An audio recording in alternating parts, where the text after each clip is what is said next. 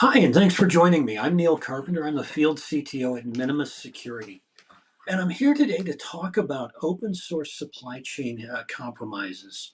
What's going on, what we need to be worried about, what the scope of them can be, and some thoughts on preparing for them and hopefully preventing them. So let me start with this. What is a supply chain attack? And generally speaking, a supply chain attack is a compromise of a software component that's run elsewhere. Usually, when we talk about them, we talk first about the compromise in 2019 of a company called SolarWinds, which is a closed source company. SolarWinds makes software that's used by a lot of government agencies, a lot of large corporations. An attacker was able to compromise their software, insert remote access tools and other malware, and get them distributed broadly, giving them a wide range of access to systems. It was a very interesting attack, but it was also it required a great deal of skill. It took a great deal of work to pull off, and it's something that we haven't seen happen very often. On the other hand, though, in the last since mid to late 2025, we've seen a dramatic jump in open source supply chain attacks that compromise an open source component that's then used downstream by other software, other users, um, and these have been accelerating. We're at a point now where, jokingly, I think I'm seeing a new one every day, and I guess that's not really a joke, but it's happening so frequently that I often have to look at a new news story and say, "Did I see this yesterday? Did I see this the day before?" No, this is a new issue. It's very concerning, and it's concerning in particular.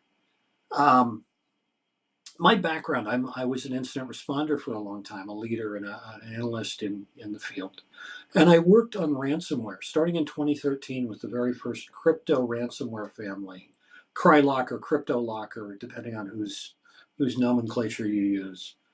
Uh, and so I really worked on ransomware from there through to some of the early organizational wide compromises via ransomware. And what we saw was ransomware, crypto ransomware, was the first family of malware that really enabled an attacker to directly monetize a compromise. And so what we saw from early on was an evolutionary pressure, a sort of capitalism, if you will, where the attackers were doing things that were testing and moving very quickly to maximize their profit. So early on, the very first family, we saw the attackers doing support in public forums because if they weren't trusted to be paid and get your data back, then they would never get paid. And so they were helping people figure out how to buy Bitcoin, how to run the decryptor, very, very transactional in it. From there, we saw them move to doing effectively A/B testing. We'd see variants where the same variant, but one was $100 and one was $200. Testing which one was could they make it up on volume by cutting the price, or did it make more sense to have a higher price? What was the optimum price to charge? We saw really rapid innovation across a lot of different things, leading up to by 2015, 2016 the attackers were moving away from individual users and compromising entire organizations and building out playbooks for gaining access to an organization, taking action to make sure that they wouldn't be caught, taking action to remove backups so that the company wouldn't be able to respond quickly and recover from the disaster, and then encrypting everything and demanding ransom. And clearly ransomware continues to this day to go on. What's interesting about the new supply chain attacks is we're seeing a very similar evolutionary pressure. We're seeing testing of new approaches, looking at how can they monetize this. Many of these have involved attacks on crypto wallets and similar approaches to extracting value out of the compromise. And I think we're continuing to see that, and we're going to continue to see that over the next 6 months or so. Now, this may not be the new ransomware. We've seen the same crimeware families try other things like cryptojacking, Cryptojacking is where you directly run a Monero miner or something like that on compromised assets. That was very popular 2016, 2017. Attackers still do it, but it wasn't as lucrative as ransomware has been, so it's not been as popular. We'll see with supply chain. I don't think we can predict yet where it's going, but we will see a lot of additional attacks. We will see a lot of innovation and a lot of compromises happening. Now, I guess I'm a ray of sunshine here, but let's dive into, first of all, a particular compromise, and then some hands-on with how we get here.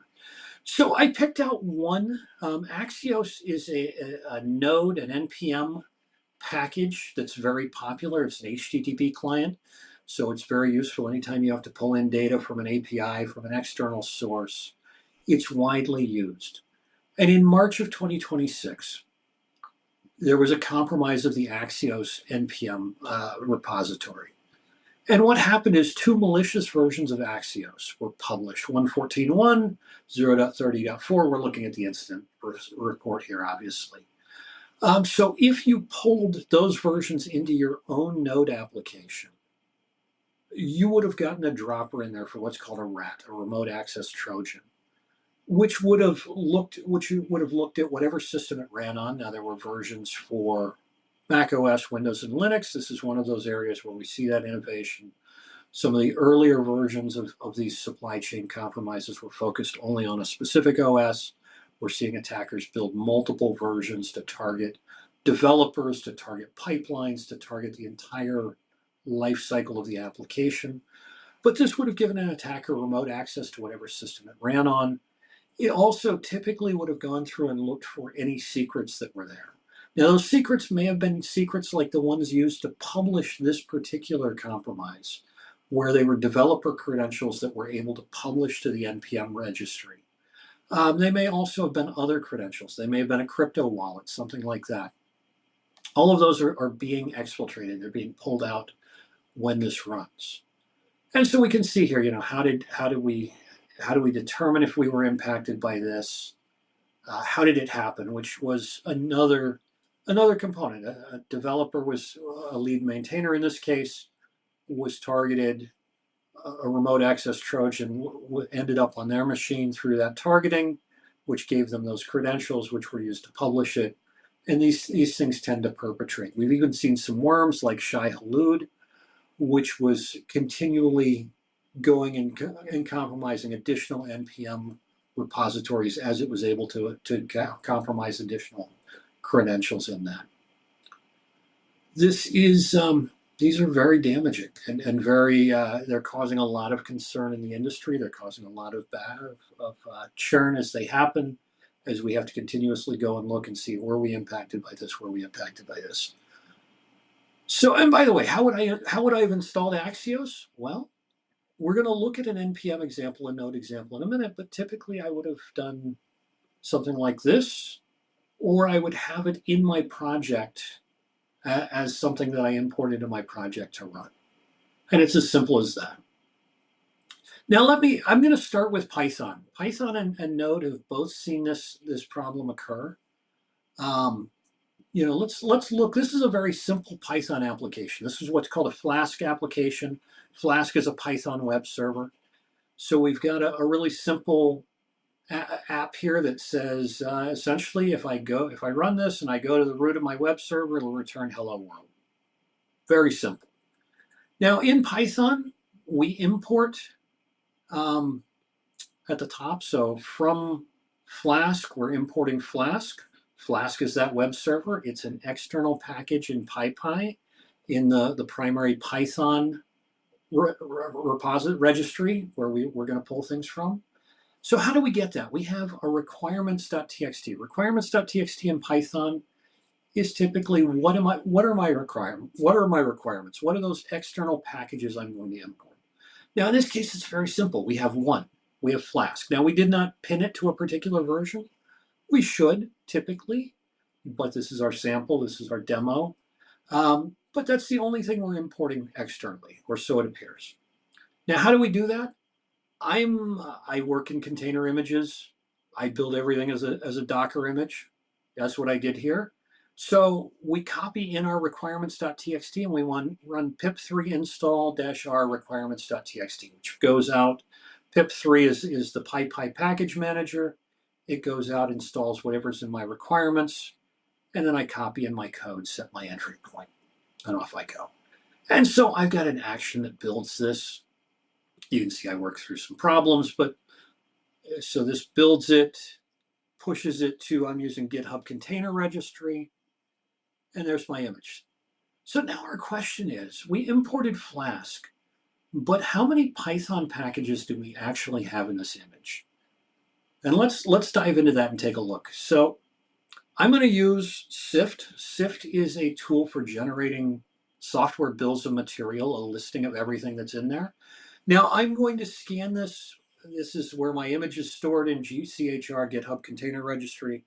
I'm going to select only the Python packages. I don't want to look at all of the Debian packages, everything else in this image. So it's going to run through and show us this.